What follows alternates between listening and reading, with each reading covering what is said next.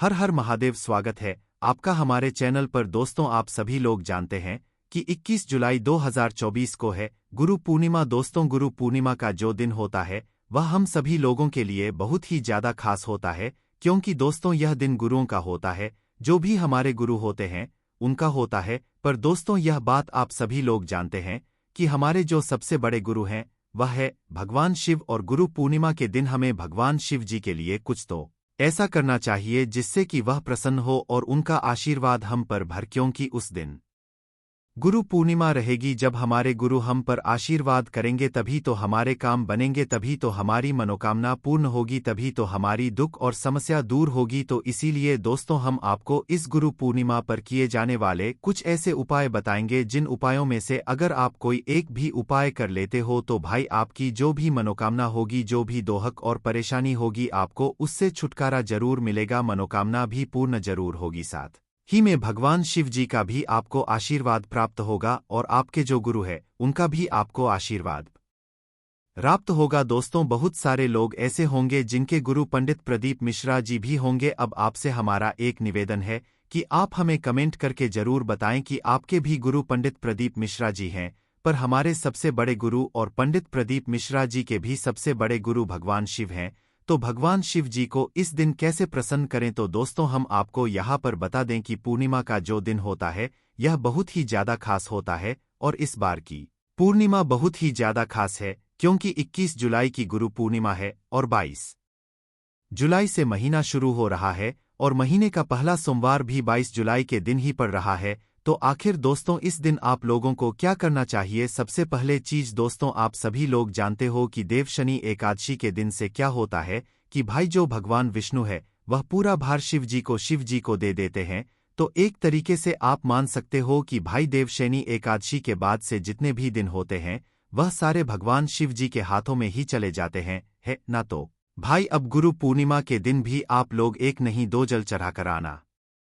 अब दोस्तों, यह जो 2 लोटा जल आप लोग लेकर जाओगे, यह कैसे लेकर जाओगे इसको लेकर बहुत ज्यादा परेशानी है। और यह 2 लोटा जल के साथ में हमें ऐसी कौन सी चीज लेकर जाना है जिससे भगवान शिव गुरु पूर्णिमा के दिन हमसे प्रसन्न हो जाए, और हमें हमारे घर में ऐसी क्या चीज बनानी चाहिए जिससे कि भगवान प्रसन्न हो और हम पर आशीर्वाद करें? तो सबसे बड़ी चीज दोस्तों, आप लोगों को गुरु पूर्णिमा के दिन सुबह सुबह प्रातःकाल देखो। अब हम गुरु पूर्णिमा के दिन यह बात बिल्कुल नहीं कहेंगे कि भाई आप 10 नवंबर 2012 बजे तक उपाय करना, 11-12 बजे तक जो के उपाय करने के लिए जाना दे। देखो, गुरु पूर्णिमा का दिन रहेगा, बहुत ही विशेष दिन रहेगा। तो जितना जल्दी हो सकता है उतना जल्दी सुबह उठना और अपने 2 पात्रों का जल तैयार करना। हम आपसे वापस से कह रहे हैं 2 लोटा कहने का मतलब यह नहीं है कि 2 आपके पास लोटे ही होने चाहिए। 2 लोटे होने का मतलब यह होता है कि 2 पात्र में आपको जल लेकर जाना है, क्योंकि अब भगवान शिव जी के ऊपर पूरी सृष्टि का भार है,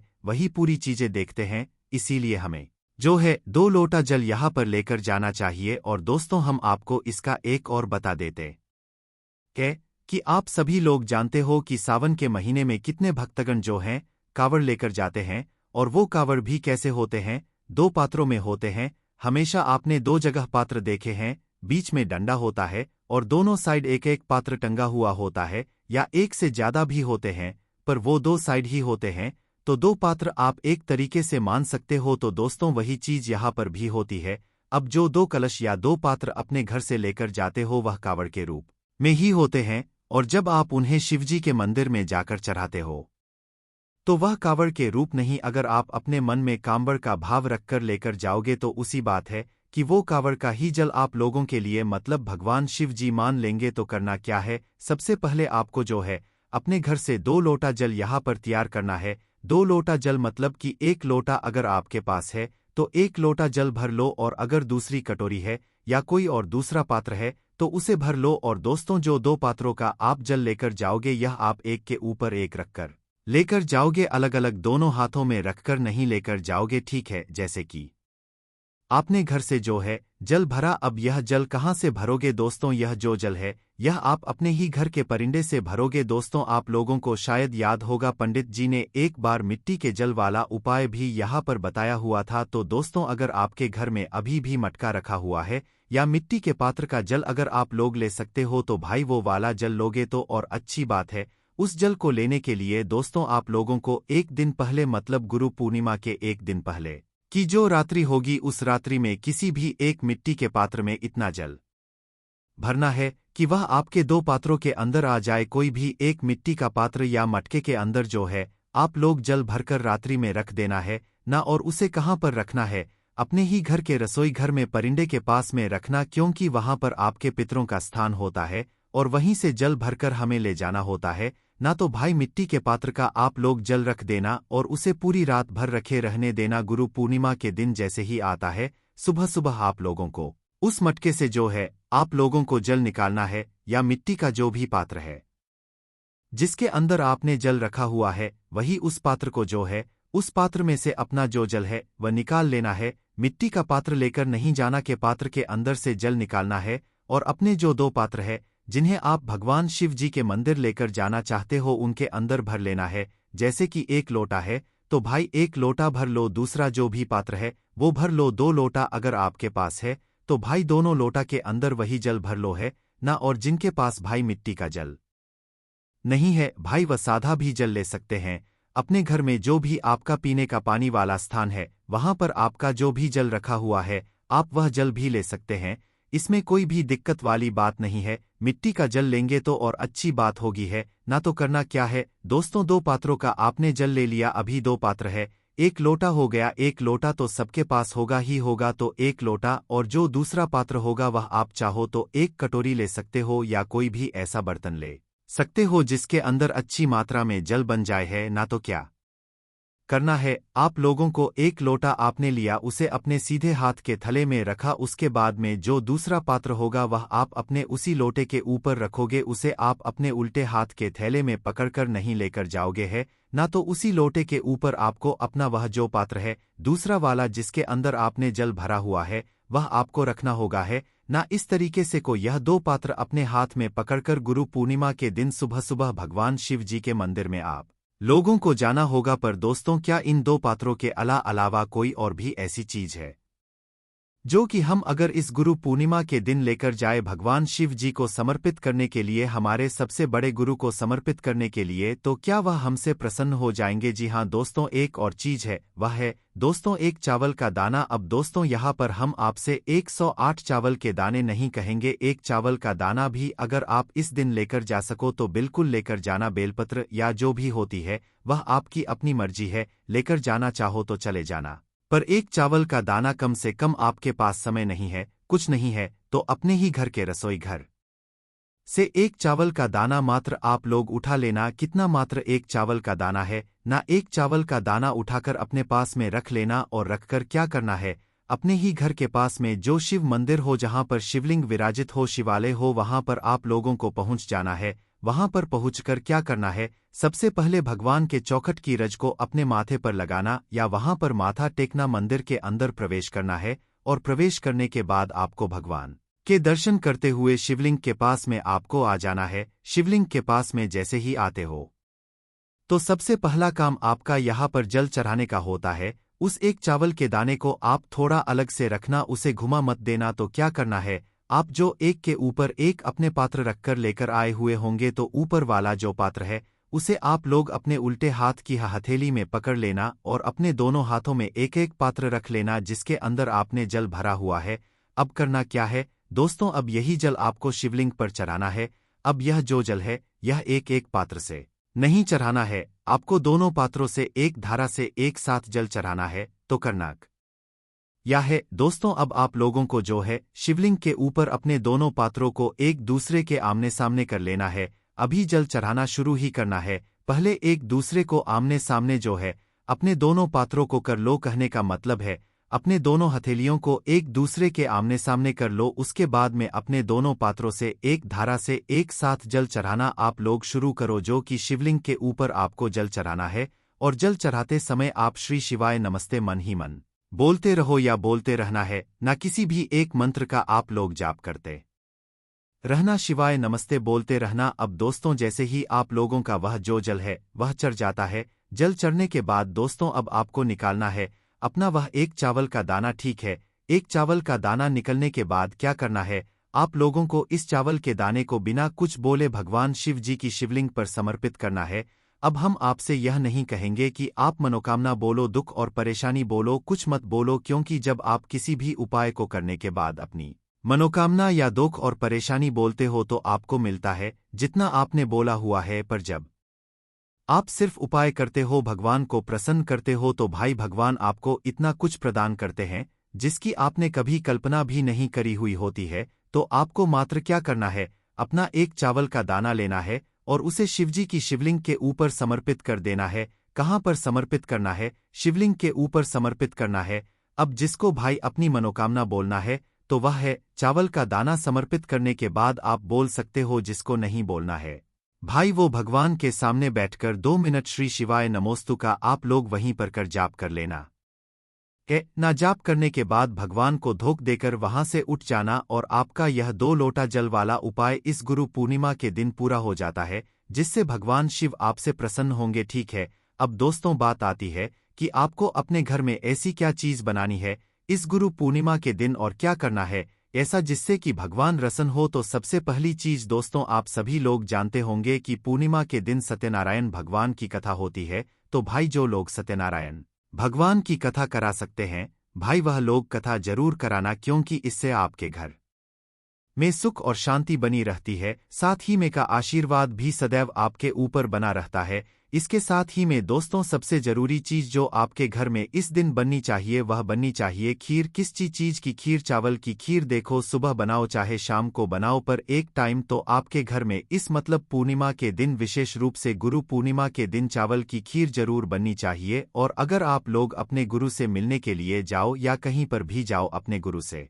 मिलने के लिए, तो उनके लिए कुछ ना कुछ अपने हाथों से बनी हुई चीज जरूर लेकर जाना, चाहे फिर वो खीर ही क्यों ना हो, तो भाई जरूर लेकर जाना। खाली हाथ बिल्कुल मत जाना। तो करना क्या है दोस्तों, सुबह या शाम किसी भी एक समय पर आप लोगों को अपने घर में चावल की खीर बनानी है और उस खीर का सबसे पहले अपने ही घर के मंदिर में लड्डू गोपाल को भोग लगाना है, सभी भगवानों को भोग लगाना है। जैसे ही आप अपने घर में सभी भगवानों को उस खीर का भोग लगाते हैं, उसके बाद में इस खीर को अपने घर के सभी सदस्यों को आपको देना भी है, सबको खिलाना भी है। ठीक है, इससे होगा क्या दोस्तों, अगर गुरु पूर्णिमा के दिन आप इस चावल की खीर को अपने घर में बनाकर भगवान को भोग लगाकर सभी लोग ग्रहण करते हैं, तो घर में आपके परिवार के सदस्य जनों में प्रेम बना रहता है, मतलब सुख और शांति बनी रहती है। तो भाई गुरु पूर्णिमा का दिन है, मौका मत जाने देना, क्योंकि इस बार की गुरु पूर्णिमा सावन के महीने के एक दिन पहले पड़ रही है, मतलब अगले दिन से ही सावन का महीना यहाँ पर शुरू हो रहा है।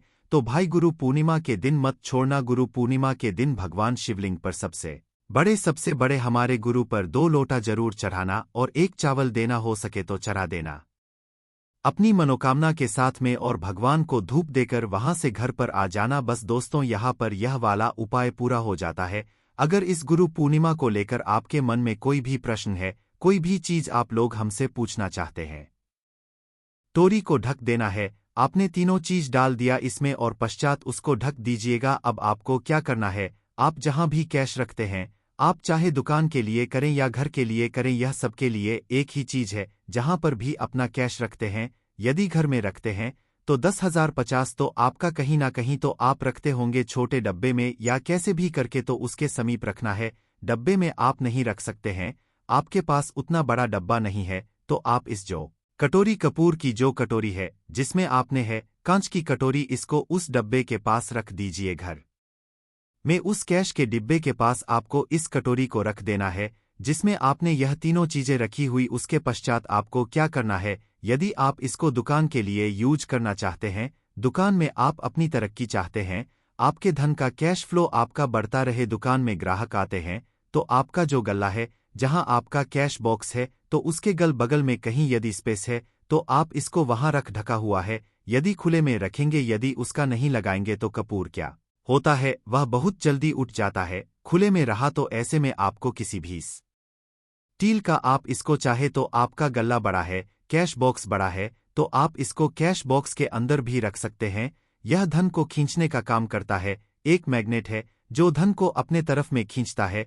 अब इसे किस दिन करना है, आपको यह उपाय किसी भी शुक्ल पक्ष के शनिवार से प्रारंभ करना है। महीना चाहे कोई भी हो, सावन भादो जो भी हो, आपको किसी भी करना है, किसी भी महीने के शुक्ल पक्ष के शनिवार को करना है। उसके पश्चात आपका जो यह कटोरी है, जैसे दिन हो या एक महीना हो जाए जब आपका कपूर उड़ जाए, क्योंकि सेंधा नमक उड़ेगा नहीं और फिटकरी आपका उड़ेगा नहीं। कपूर ही एक उड़ने वाला पदार्थ है, तो जब कपूर उड़ जाए तब आपको क्या है, फिटकरी का टुकड़ा है, वह सेंधा नमक का जो टुकड़ा है, वह इन दोनों को बहते हुए जल में डाल दीजिए और फिर से उपाय को शनिवार को चेंज कर दीजिए। मतलब अगर आपने देखा कि कपूरी या कटोरी का कपूर उड़ गया है, तो आप शनिवार को ही तब उसमें रिपीट जब करेंगे तो आपको शनिवार को ही करना है, पर उसमें शुक्ल पक्ष यह सब नहीं देखना है, क्योंकि आपने पहले शुक्ल पक्ष से इसको स्टार्ट कर दिया है। आप हर महीना हर शनिवार को आप इसको बदलते रह सकते हैं। आप देखिए हफ्ते में बदल ले या फिर 15 दिन पर या फिर एक महीने पर आप इसको बदल सकते हैं। जो ढीला कपूर या ढीला फिटगिरी है और सेंधा नमक है, इन दोनों को बहते हुए जल में डाल दीजिए। अगर आपके आसपास अगर फ्लैट में आप रहते हैं, शहरों में रहते हैं, तो बहते जल की सुविधा तो उपलब्ध नहीं होगी, तो आप इसे क्या कीजिए, आप बलक में कोई पेड़ पौधा होगा तो वहां पर, या फिर आप ऐसा कर सकते हैं, एक बर्तन में पानी ले लीजिए, उसमें इन दोनों को डाल दीजिए। अब यह 810 घंटे में पूरा, मतलब यह जो दोनों टुकड़े हैं वो गल जाएंगे। उस पानी को आप अपने बेसन में करके बहावा दीजिए, खत्म हो गया। और फिर शनिवार को आप इन तीनों चीजों को डाल करके कटोरी में रिपीट कर लीजिए। आप विश्वास नहीं करेंगे, महीने में 4 या 5 शनिवार होते हैं ना, तो हर शनिवार को नहीं कर सकते, कीजिए जब कपूर उड़ जाए तभी कीजिए। यह उपाय आपके घर या दुकान में गजब की तेजी लाता है। आपका बिजनेस जहां पर भी है, जहां भी आपका गल्ला है, वहां पर आप इसे ढक कर रख दीजिए, आपका बिजनेस तेजी से चलता है। एक बार करके तो देखिए, आप खुद देखें कि महीने भर के अंदर दुकान में इतनी तेजी आएगी। इससे इतने तेज ग्राहक आते हैं, आप देख के आश्चर्यचकित रह जाएंगे कि यह हो क्या रहा है। अब तीसरा जो उपाय है वह है, आपको प्रतिदिन सुबह और शाम घर के मुख्य द्वार के चौखट के ठीक बाहर आपका जो रूम है, आप गांव में है, शहर में है, फ्लैट में आपका एक मुख्य दरवाजा होता है, तो मुख्य के बाहर आपको इस उपाय को करना है। करना क्या है, आपको सुबह और शाम दोनों समय आपको कपूर की एक एक टिक जलानी है। मतलब सुबह में 1 पीस कपूर जला दीजिए और शाम को 1 कपूर जला दीजिए। सुबह में सूर्योदय के समय अगर आप इस उपाय को 8 बजे 9 बजे सुबह में करते हैं तो यह कोई फायदा नहीं करेगा। सूर्योदय मतलब कि जब सूर्य भगवान की लालिमा रहती है, सूर्य भगवान पूरे ना होंगे तब जब सूर्य भगवान लालिमा रहती है, मैक्सिमम 6:30 बजे के टाइम के आसपास आपको इसको करना है। नहा धो लीजिए, फ्रेश हो, और उसके पश्चात घर में आपने धूप बत्ती दिखा ली और घर के चौखट के बाहर अपने मतलब तुरंत बाहर नीचे कपूर एक रख दीजिए और उसको जला दीजिए। बस ही करना